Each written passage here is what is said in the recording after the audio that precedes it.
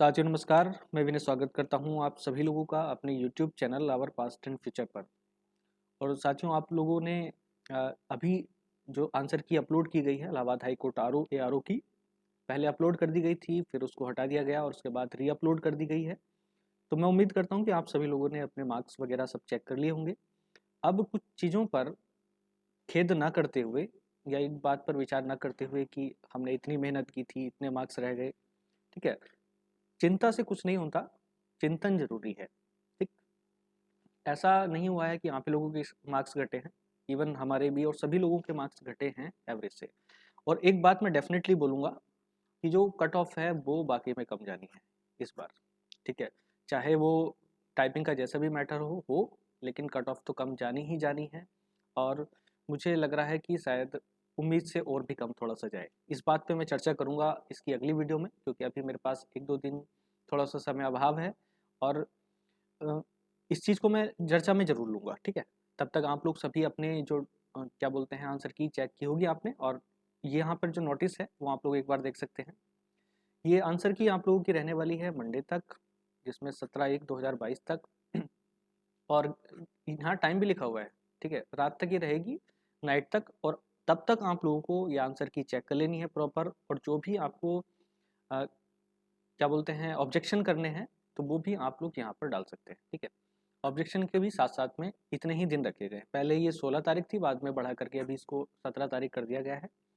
तो जो रीअपलोडेड आंसर की है उसमें कोई ज़्यादा परिवर्तन है नहीं, बस कुछ सवालों को लेकर के उसमें कोई आंसर चेंज नहीं है। वो तो आपके ऑब्जेक्शन के बाद ही आंसर चेंज होंगे, तो आपको दोबारा से चेक करने की आवश्यकता नहीं है। अगर आपने चेक कर लिया है तो वो एक प्रकार की समस्या थी जिसमें आप देख सकते हैं कि मैच ही नहीं हो पा रही थी आईडी, क्वेश्चन आईडी को करेक्ट आंसर की आईडी के साथ मैच ही नहीं हो पा रहा था, ये उसमें था। और दूसरी बातें, काफ़ी बच्चे थोड़े से परेशान हैं इस बात को लेकर के कि आपको बहुत सारा पे करना पड़ेगा कि अगर आप ऑब्जेक्शन करते हैं। तो ऐसा नहीं है, आपको ये नहीं कि पर क्वेश्चन आपको 500 रुपये देने हैं, तो पर क्वेश्चन नहीं है ये। इस बात को आप थोड़ा सा ध्यान दें। यहाँ पे देखिएगा, the candidate shall be required to pay online an amount of 1500 rupees. एक ही अमाउंट देनी है, an amount of 500 rupees only पर आंसर की। तो अगर मान लीजिएगा मैं अपनी आंसर की को चैलेंज करूँ तो एक ही आंसर की होगी, ठीक है। तो इसको चैलेंज करने के लिए 500 रुपये यहाँ पर आपको फीस देनी पड़ेगी। हालांकि मैं अभी मेरा 14 तारीख को था ARO, अब 10 तारीख को था, सॉरी 11 तारीख को था RO, और 14 तारीख को ARO। तो आंसर की ऑब्जेक्शन करने के लिए या तो अलग अलग तरीके से करी जाए, इसको RO के लिए अलग, ARO के लिए अलग।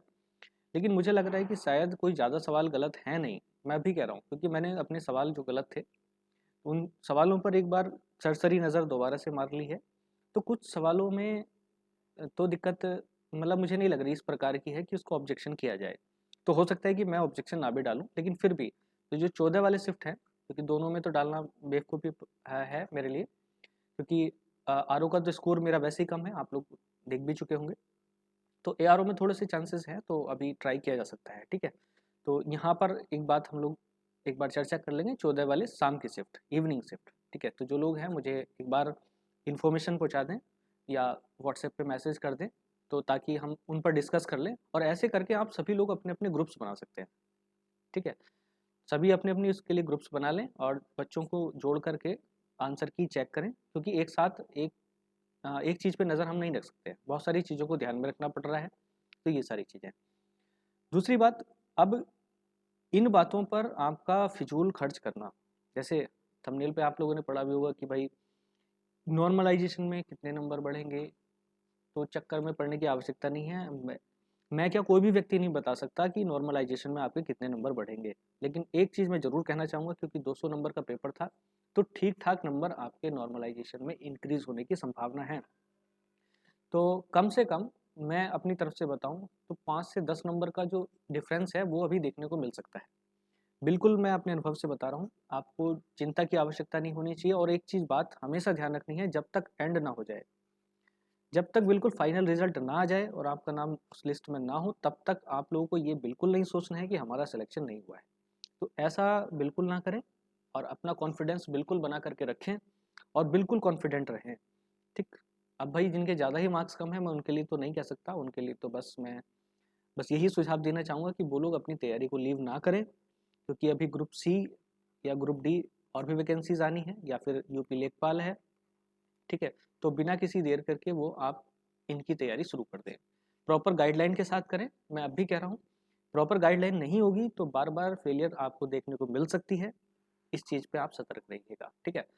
अब मेरे से भी जितनी हेल्प बनेगी मैं उतना करूँगा। तो अभी जिनके 150 प्लस भी हैं, ठीक है, जनरल कैटेगरी की मैं बात कर रहा हूँ, बाकी तो आगे भी है, कट ऑफ पे चर्चा करेंगे किसी और दिन। तो वो सब लोग तैयार रहिएगा, ये बात बिना सोचे हुए कि नॉर्मलाइजेशन में मेरे उतने नंबर बढ़ सकते हैं, उसके उतने, किस शिफ्ट को नॉर्मलाइजेशन में फ़ायदा हुआ, ये सब फिजूल की बातें हैं। रिजल्ट कब तक आएगा, ठीक है, ये भी फिजूल की बात है। वैसे भी आप लोगों ने देखा कि इन सभी चीज़ों का एक ही निदान है, और दैट इज़ वेट, और वो है इंतज़ार। तो इंतज़ार कर लीजिएगा, अपनी तैयारी को कंटिन्यू रखें, किसी भी प्रकार की लापरवाही करने की कोई आवश्यकता नहीं है, ठीक है। तो हो सकता है कि अभी जल्दी ही आपको ग्रुप सी और ग्रुप डी की जो वैकेंसी है वो देखने को मिले, और लेखपाल तो साथ में है ही।